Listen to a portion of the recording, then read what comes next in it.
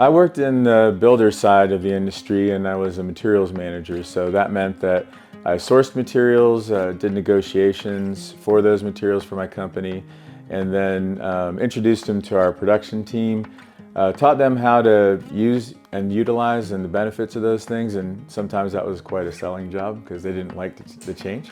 We also did costing, so from the ground up we'd look at what was in the house, we'd establish the cost for the builder so we could make sure our margins were good. Well, this is 7 years now, getting ready to go on to 8. The big thing for me was that working for a big company, the builder that I worked with, had a lot of benefits, and I learned a lot of really great things from them and in that job, and working with some really great people. But I also learned that decision making is extremely cumbersome, and when bad decisions are made, it's really hard to recover from them. And being kind of a middle manager, I was having to try to make something that was inherently not that good, try to find the little granule of goodness to share with my people and try to make it good. And I just got weary of that over time. And so started thinking about what I might do where I could take that knowledge and parlay it into something that I could be my own business owner. And through a series of random events, kind of got into those conversations with friends had made the jump. Did so myself, never wanted to look back. When I talked to some of the other my colleagues and even trainees, I talked to them about the idea that, you know, the nice thing for me coming in was that I was a novice in real estate, but I wasn't a novice in the industry and I wasn't a novice human. You know, yeah. I'd been around for a while, so those things kind of all came pretty naturally to me because I was very familiar with the product, so to speak. You know, it's a funny story. Initially, it was a colleague of mine that I had a great deal of respect for came over here. I was happy where I was, I thought. I had spent a little more than a year there. At my year anniversary, I decided to seek the feedback from the people I'd worked with, kind of my unofficial mentors. And, you know, they gave me some really good advice, but what I didn't do is I didn't sit and I didn't evaluate how's the company doing for me. And I didn't really have a really great frame of reference. So when she made that move, it made me realize I should have done that. And I started looking around a little bit and I met with Nick Schleckaway and Eva and in talking with them, I was very impressed. But I want to jump back for just a second. When I started thinking about it, I had these pamphlets and everything that they provided. And our son Will was doing some homework over on the island and asked me what we were talking about. And we told him and he goes, oh. And I could hear him clicking on his computer and then pulled up some pictures. He goes, oh, that's a place that has signs everywhere. The distinctive marketing ability of the company was a big deal. The way that the people I met from the company presented themselves was a big deal. And I'll tell you that when I was doing my interview, one thing or two things that Nick said were, one, 2 things can get you kicked out of this company. One of them is lying to anyone about anything. And the other one is if someone asks for your advice or some information, not sharing everything that you know. And at that time, we were a much smaller brokerage and we had a wall that had photos of all of the agents. He pointed to the first row, and that was the founder's row. He said, what if these people didn't share the top 20% of what they knew? And then so on down the list. What do these people down here know? And so it really made an impression on me. And I felt like, especially being new to the industry, having the ability to know that I was going to have information shared with me that was vital to my success was really important. There's a scripture that says, to whom much is given, much will be required. I think that really fuels the idea that when you're grateful, what you want to do is reciprocate. You want to try to give back. A company like Amherst that really has invested in coaches, and it isn't just like a bullet point when we're recruiting people. It's a real deal, and they really pour into us. As a coach, I'm a member of a unique cadre of other coaches, and we're always kind of either helping each other or inspiring each other, maybe even unintentionally by things that we're doing. So it helps me to be a better realtor, a better human, really. So I guess that's 2 things. And then a third thing is that they always say when you're teaching that you're the one who benefits the most. And I've been really blessed with some amazing trainees. They are great people first, and they're becoming great realtors. And actually, as I say that, I think about some who, you know, graduated, so to speak, and become partners in their own right.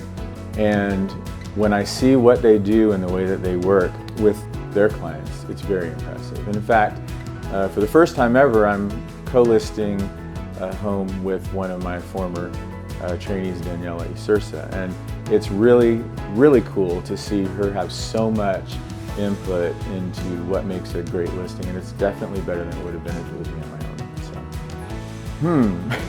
So, top 3 things. I think that they say a rising tide lifts all ships, right? So Amherst definitely has a rising tide. And I think it isn't something where we just have a leader who occasionally gets it right. He gets it right more often than not. That's very valuable. In my career, I would say there are maybe 3 people that I could call out as being just head and shoulders above other thinkers. And I don't mean better people, I just mean more astute, more visionary. And so I think that Nick's leadership is really crucial to the company. And it is the tide that lifts us all. I think that there's a really good job done of bringing people into the company who really understand that. I think there's a great deal of effort spent on helping people understand this is the expectation. Really helpful too, because one person alone does not make a culture. It takes everyone. Another thing is that, I guess it's kind of implied by that, but is the collaborative nature of things. You know, if you're in the office and you're at a loss for what to do, there's almost always somebody here who can weigh in and can help you either feel like, yep, that isn't a good idea, or yes, it is a good idea. All of those things are really good. And I would say the other thing that I really love about Amherst is that everyone's success is measured based on what their goals are. And the leadership knows our goals well enough to be able to come alongside and see if we're struggling a little bit and urge us on. On the other hand, they know how to celebrate with us when we've achieved those goals. Because everyone's are different and they're not all measured in numbers. I think that is really astounding, because in a lot of organizations, it's whoever's at the top of the list on the numbers. And for some of us, the numbers aren't the most important thing. And I'm not even saying for those people it's the most important thing, but for some companies it's the most important thing. Being valued as a human, as a contributor, as someone who is a valued part of a whole, it feels good. Well, I would say the fear, especially initially, was working for commission only. And I had never done that, and I'd made a pretty good living not doing that. It was kind of scary, and I remember meeting again with Nick and talking about what my plans were for personal time during the year. And I was like, I don't have any plans for personal time. I was like, I don't know when I'm gonna have the money to do that or when I'm gonna have time to do that. And he said, well, you need to figure that out. And he gave me ideas of how to figure it out, that there are things that you can do in real estate that are knowable, they're replicatable, they're not things that are mysteries. And if you do those things, then you can expect to be successful. You can expect each year to build upon the next. I wouldn't say I worry about that anymore, but I certainly worried about it back then. That was a big challenge for me. That's a little bit of a hard answer to come up with because I've had a lot of awesome clients. And one of the hallmarks of my business is that I want to provide great value to my clients.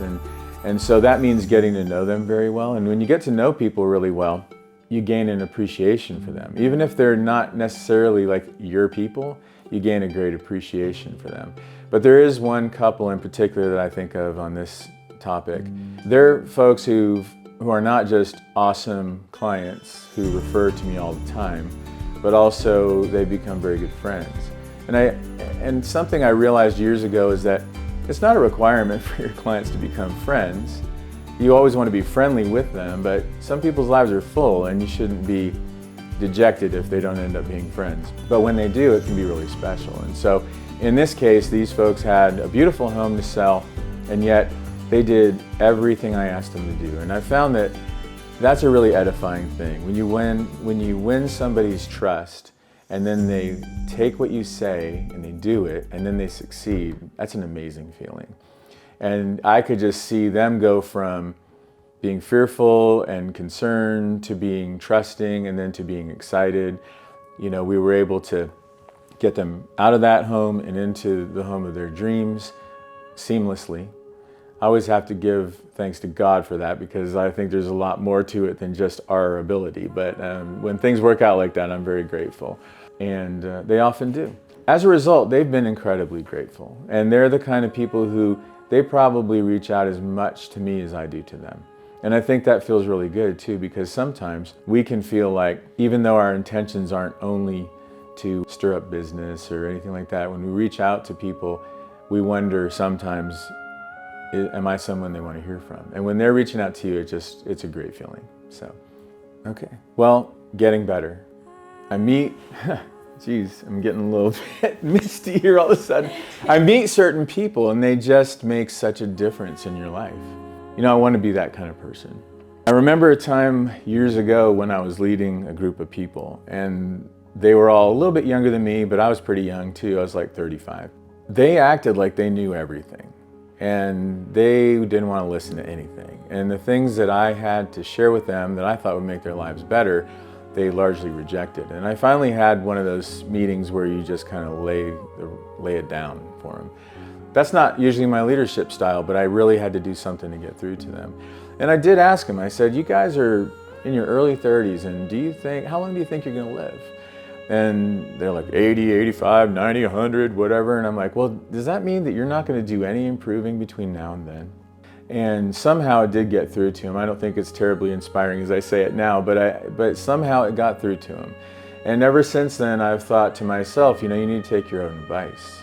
And sometimes I think in this business, you can be a coach, you can be a partner, you can be one of the more senior agents here in the brokerage, and you can start thinking too much of yourself. And maybe you don't even really think it, you just start acting like it.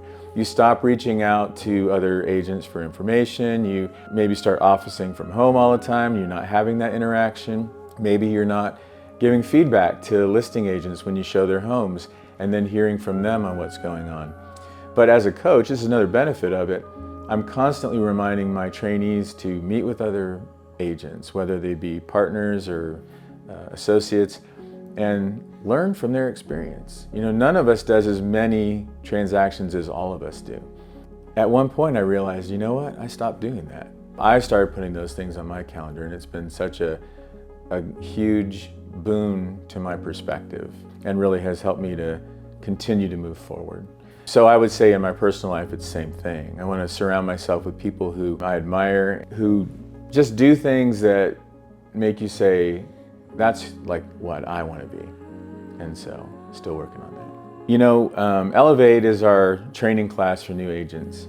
And I think one thing that's always said in there is that you're going to have a fire hose. You're drinking from a fire hose. And even if they were only taking in what we attempt to teach them in Elevate, that would be a fire hose, but it's like a fire hose times 10 when you start considering the phone calls they get, the emails, the vendors who are reaching out to them and taking their time. And so what I would say, and this is what I always start my trainees with, is I give them some reference points of different ways to do business, and I give them some resources to look into. And I say, as soon as you find something that really resonates with you, put everything else behind you. And as soon as you do, then you can start deleting a lot of those emails, you can start refusing some of those phone calls, and you can start focusing on what it's going to take to move forward. So that would be my best advice for a new agent.